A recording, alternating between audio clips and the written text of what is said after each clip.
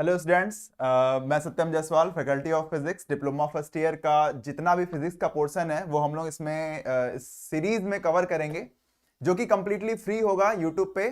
और इसके साथ साथ मैं आपको ये बताना जरूर चाहूंगा कि सिविल टेक सॉल्यूशन का एक ऐप आता है जो इस चैनल का ही ऐप है, और इस ऐप पर आपको कंप्लीटली हर सेमेस्टर के कोर्सेज अवेलेबल हैं, जेई के कोर्सेज अवेलेबल है, फाउंडेशन लेवल के कोर्सेज अवेलेबल हैं। तो मैं आपसे ये भी कहूंगा कि अभी का अभी तुरंत जाइए प्ले स्टोर से डाउनलोड करिए, प्ले स्टोर से डाउनलोड करिए सिविल टेक सॉल्यूशन। और इसके साथ साथ ये भी है कि इस चैनल को तुरंत सब्सक्राइब करिए ताकि आने वाले सारे फिजिक्स के सीरीज के वीडियोस आप आसानी से देख सकें। ठीक है, तो मेरा नाम सत्यम जायसवाल, फिर से मैं बता देता हूं, faculty of physics, civil tech solution के लिए। और आगे चलते हैं हम लोग फिजिक्स को पढ़ने के लिए। तो फिजिक्स हम लोग पढ़ेंगे तो उसमें सबसे पहले क्या पढ़ना है, क्या है फिजिक्स।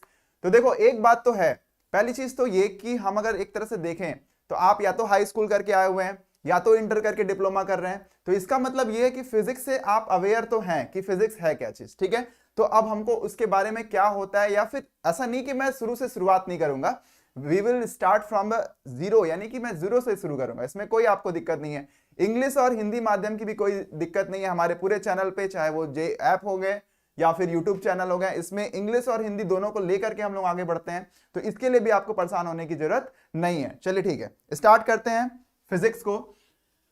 तो फिजिक्स किसे कहते हैं?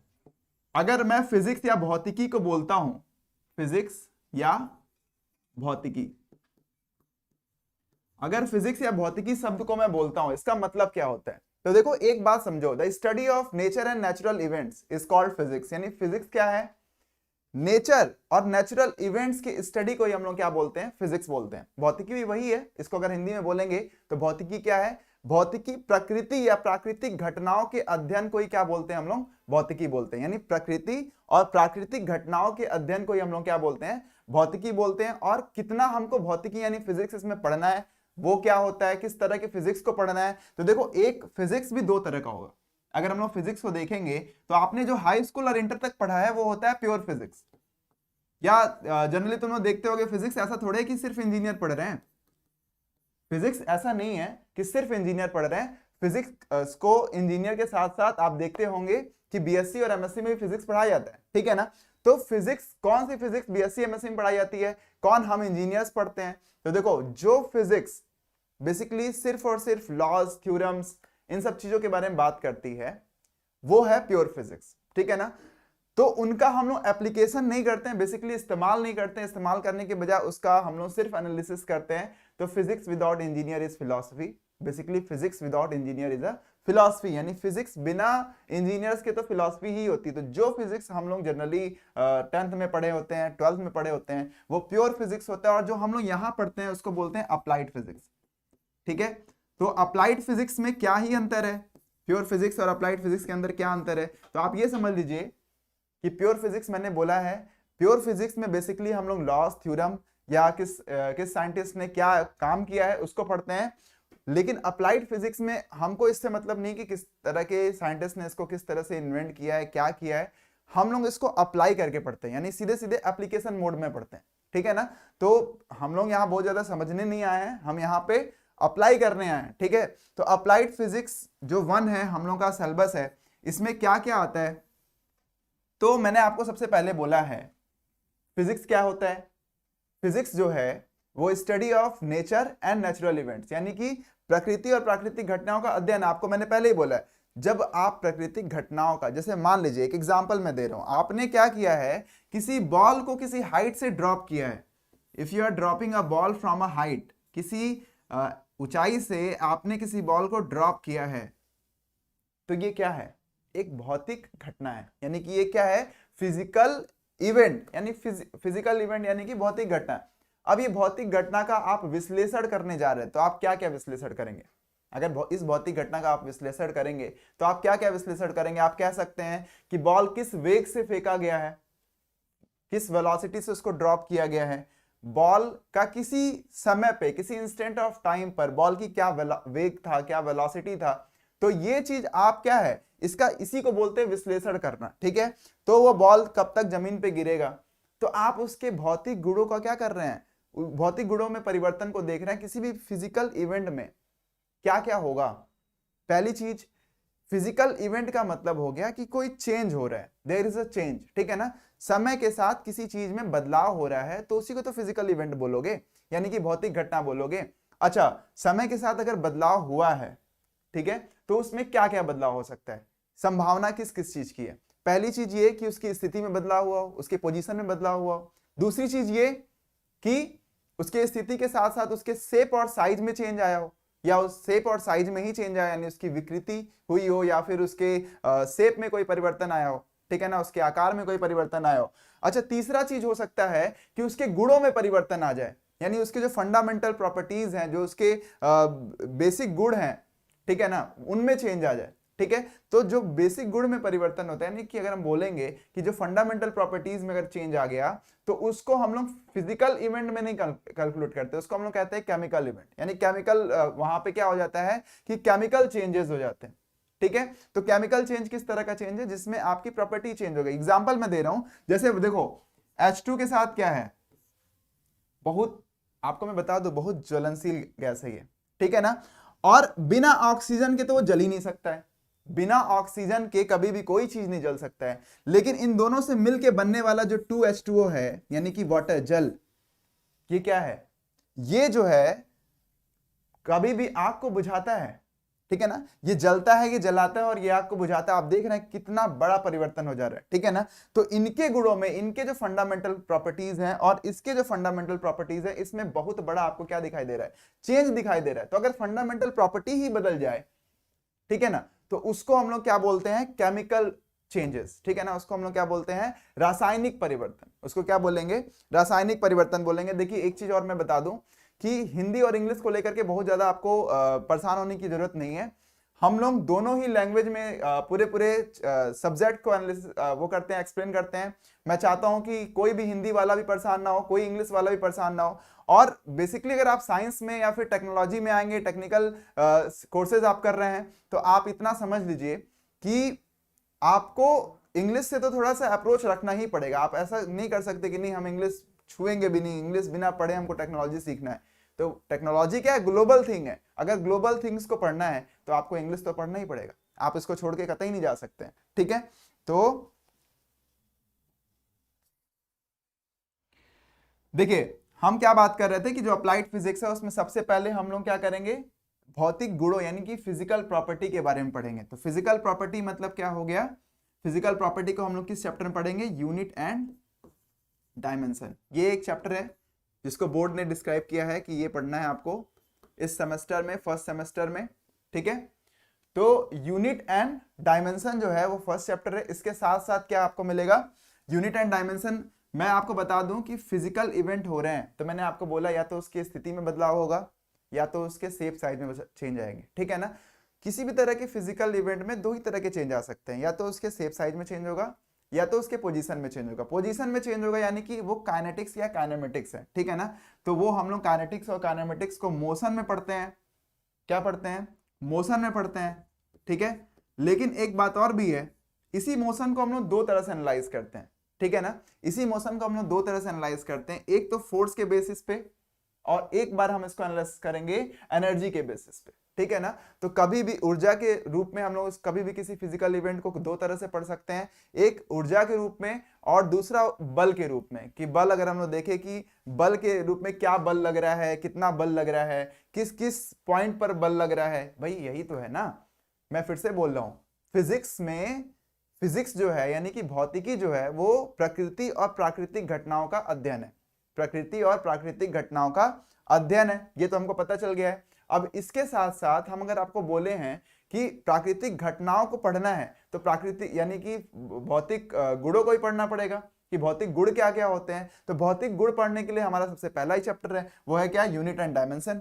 उसके बाद आपको मैंने बोला है कि अगर कोई भी भौतिक घटनाएं हो रही हैं, यानी अगर कोई भी फिजिकल ऐसा इवेंट हो रहा है, ऐसे केस में निश्चित तौर पर तीन ही चीजें हो सकती है। पहली चीज, या तो किसी चीजों में आप किसी भी पार्टिकल्स में, किसी भी ऑब्जेक्ट में उसके स्थिति यानी कि उसके पोजीशन में चेंज आ रहा हो, ठीक है ना, या तो उसके क्या होगा?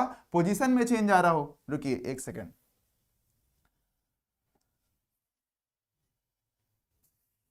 देखिए मैं आपको अभी इसको समझा करके फिर हटा दूंगा, परेशान मत होइएगा। तो यहां देखिए क्या मैं बोल रहा हूं कि या तो उसके, ये आपका फिजिकल इवेंट है, फिजिकल इवेंट ये दो ही तरह का हो सकता है, ठीक है ना।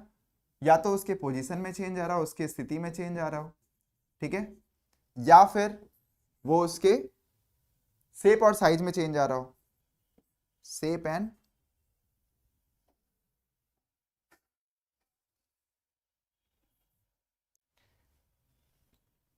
देखो शेप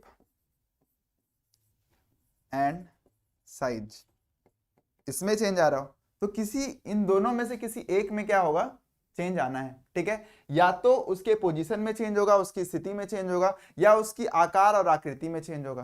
भाई यही तो हो सकता है ना। तो अगर उसके पोजीशन में चेंज हुआ तो उसको हम लोग किस में पढ़ेंगे, तो उसको हम लोग पढ़ेंगे काइनेटिक्स और काइनेमेटिक्स के टर्म में मोशन में पढ़ रहे हैं, ठीक है। और अगर उसकी आकृति और आकार में परिवर्तन आएगा, ठीक है, उसको हम लोग मोशन बोल सकते हैं, डायनेमिक्स वर्ड यूज कर सकते हैं, डायनेमिक्स ये वर्ड भी यूज कर सकते हैं अगर उसके पोजीशन में चेंज आ रहा है। दूसरा उसके शेप और साइज में अगर चेंज आ रहा है, शेप और साइज में चेंज आ रहा है, तो किस तरह के उसमें ऑब्जेक्ट में कितना शेप और साइज में चेंज हो रहा है, तो उसको पढ़ने के हम लोग क्या पढ़ते हैं, प्रॉपर्टीज ऑफ मैटर, जो कि हम लोग आने वाले चैप्टर्स में पढ़ेंगे। तो मैं यही समझाना चाह रहा था आपको कि जो फिजिक्स में अप्लाइड फिजिक्स है, इसमें जो सबसे पहली चीज है भौतिक गुणों को पढ़ना है, तो यूनिट एंड डायमेंशन पढ़ लो, ठीक है ना। उसके बाद उसके अगर फिजिकल इवेंट के बारे में पढ़ना है, तो फिजिकल इवेंट में मोशन अगर हुआ है तो मोशन के बारे में पढ़ लीजिए। लेकिन मोशन को भी दो तरह से पढ़ा जा सकता है। पहला चीज क्या कि इसको हम लोग पढ़ सकते हैं फोर्स के फॉर्म में, तो हम लोग का एक दूसरा चैप्टर जो है वो क्या है, फोर्स एंड मोशन।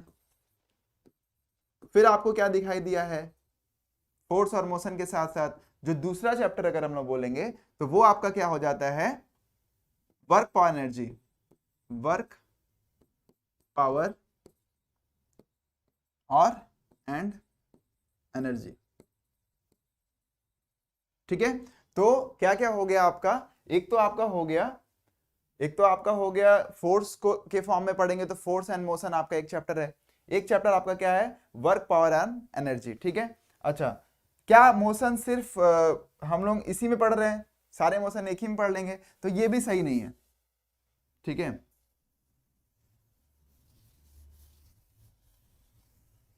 देखो ऐसा नहीं कि सारे तरह के मोशन को हम लोग पहले ही मोशन में पढ़ लिए हैं, ये सिंपल मोशन को हमने पढ़ा है। कुछ ऐसे भी मोशन होते हैं जो कॉम्प्लेक्स हैं, जिनके बारे में स्टडी थोड़ा सा एक स्पेशल सब्जेक्ट करके बन के आता है, तो वो दो मोशन हो गए, मोशन ऑफ एक second, motion of rigid body जिसको हम लोग बोलते हैं रोटेशनल मोशन,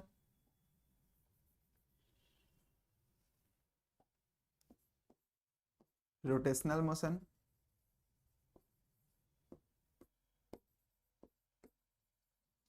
ठीक है ना।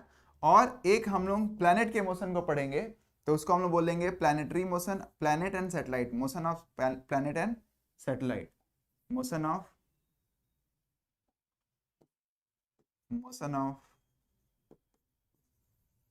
प्लैनेट एंड सैटेलाइट, ठीक है ना। Motion of planet and satellite, ये हम लोग दो चैप्टर हो गया। तो कुल मिलाकर के आपके फर्स्ट चैप्टर क्या हो गया, यूनिट एंड डायमेंशन, दूसरा हो गया मोशन, ठीक है ना। मोशन हो गया तो फोर्स एंड मोशन हो गया, वर्क पावर एनर्जी हो गया, रोटेशनल मोशन हो गया, motion of planet and satellite हो गया, ठीक है ना। अच्छा, इसके साथ साथ हम लोग क्या पढ़ेंगे, प्रॉपर्टीज ऑफ मैटर, मैंने बोला है दूसरा ही, फिजिकल इवेंट में या तो उसके शेप और साइज में चेंज होगा या उसके पोजीशन में चेंज होगा। तो फिर हमने क्या पढ़ा है, प्रॉपर्टीज ऑफ मैटर पढ़ने वाले हैं हम लोग, प्रॉपर्टीज ऑफ मैटर, ठीक है ना। मैटर की क्या क्या प्रॉपर्टीज होती है,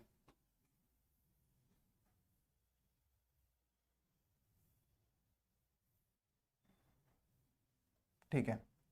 अच्छा अब देखिए, अगर हम लोग देखेंगे कि फिजिक्स में अब तक हम लोगों ने क्या क्या देखा है, यूनिट एंड डायमेंशन हो गया, मोशन में हम लोग दो तरह से इसको पढ़ेंगे, फोर्स और एनर्जी के फॉर्म में। तो एक तो हम लोग फोर्स के फॉर्म में पढ़ लिया, दूसरा हम लोगों ने वर्क ऑन एनर्जी में एनर्जी के फॉर्म में भी पढ़ लेंगे। उसके साथ साथ हम लोग rotational motion and motion of planet and satellite पढ़ेंगे, प्रॉपर्टीज ऑफ मैटर पढ़ेंगे, इसी के अंदर आपको सॉलिड के भी दिख जाएंगे। साथ साथ आप लोगों को फ्लूइड डायनेमिक्स, मैंने बोला है मोशन का एक और नाम होता है डायनेमिक्स। मैंने बोला है किसी की स्थिति दो चीजों की चेंज हो सकती है, मास की भी हो सकती है और एनर्जी की भी हो सकती है, ठीक है ना। तो मास की अगर चेंज हो रही है तो उसको हम लोग किस में बोलेंगे, मोशन में पढ़ेंगे, मोशन वर्ड यूज करेंगे। लेकिन उसके साथ साथ अगर एनर्जी हो रहा है तो वहां पे हम लोग क्या बोलते हैं, वर्ड यूज करते हैं डायनेमिक्स, ठीक है ना। या डायनेमिक्स किसी भी तरह के मोशन की बात हम लोग करते हैं। तो देखो फ्लूइड, इसी प्रॉपर्टीज ऑफ मैटर में हम लोगों को मैटर भी पढ़ लेना है, यानी सॉलिड्स के बारे में पढ़ लेना है, साथ साथ फ्लूइड के बारे में पढ़ लेना है, ठीक है। अब देखिए इसके बाद अब हम बात करेंगे कि प्रॉपर्टीज ऑफ मैटर के बाद हमको क्या पढ़ना है। तो प्रॉपर्टीज ऑफ मैटर के बाद हम लोग को पढ़ना है हीट एंड थर्मोडायनेमिक्स। अब देखो मैंने बोला है थर्मोडायनेमिक्स, मैंने आपको पहले ही बोला है कि पूरे फिजिकल इवेंट की हम लोग बात करें तो दो ही चीज पॉसिबल है। दो क्या क्या पॉसिबल है, एक तो उसकी स्थिति यानी उसके पोजीशन में चेंज हो, दूसरा उसके शेप और साइज में चेंज हो, ठीक है ना। अब स्थिति में परिवर्तन किसके किसके स्थिति में चेंज हो सकता है, ये तो पॉसिबल है कि मास हो, मास की स्थिति में चेंज आए तो उसको हम लोग मोशन में पढ़ेंगे, ठीक है ना। और अगर वहीं पे हम लोग को एनर्जी की स्थिति में चेंज दिखाई दे रहा है, यानी एनर्जी के पोजीशन में चेंज दिखाई दे रहा है, तो उसको हम लोग किसमें पढ़ेंगे, हीट एंड थर्मोडायनेमिक्स में। तो ये इंटायर आपका अप्लाइड फिजिक्स फर्स्ट का पोर्शन है जो कि हम लोग इस पूरे सीरीज में पढ़ने की कोशिश करेंगे, ठीक है ना। तो क्या सिलेबस है, कितना सिलेबस है, ये सब के साथ साथ हम लोग को सिलेबस टू सिलेबस ही जाना है, ठीक है, सिलेबस के बाहर नहीं जाना है। साथ में क्या क्या आपको पढ़ना है इसमें मैं आपको सारा इंट्रोडक्शन इसमें दे चुका हूं, ठीक है। नए लेक्चर से या नए सीरीज से हम लोग स्टार्ट करेंगे फर्स्ट लेक्चर को, और वहां से हम लोग क्या करेंगे, फिजिक्स के एक एक चैप्टर को पढ़ना शुरू करेंगे। तो आप फिर से एक बार मैं रिकैप्चुलाइज करा देता हूं कि पूरा फिजिक्स है क्या। मैं आपको पहले बोला हूं physics is the study of nature and natural event, यानी भौतिकी क्या है, भौतिकी प्रकृति या प्राकृतिक घटनाओं का अध्ययन होता है, ठीक है। उसके साथ साथ मैंने आपको बताया है कि जो हम लोग को फिजिक्स पढ़ना है वो अप्लाइड फिजिक्स पढ़ना है। प्योर फिजिक्स आपने 10 तक पढ़ के आया है, 12 तक पढ़ के आया है, ठीक है ना। अगर आप 12 तक पढ़े तो 12 तक पढ़ के आया है, आपने 10 तक पढ़ा है फिजिक्स को तो 10 तक पढ़ के आया है। तो जो आप पढ़ के आए वो प्योर फिजिक्स था, और जो अब आपको पढ़ना है वो अप्लाइड फिजिक्स है, यानी हम लोग इसको क्या करेंगे, अप्लाइड अप्रोच में पढ़ेंगे। उसके बाद मैंने बोला है कि अगर प्राकृतिक घटनाओं का अध्ययन करना है, प्राकृतिक घटनाओं का अगर आपको अध्ययन करना है तो उसमें आप क्या करेंगे, सबसे पहले तो भौतिक गुणों को समझेंगे ना। बिना भौतिक गुण समझे कैसे आप किसी प्राकृतिक घटनाओं का अध्ययन कर पाएंगे या उसमें कोई टर्मिनोलॉजी यूज कर पाएंगे। तो जो भौतिक गुण है उनके बारे में आप किस किस चैप्टर में पढ़ने वाले हैं, पहला चैप्टर ही है यूनिट एंड डायमेंशन, बहुत इंपॉर्टेंट है।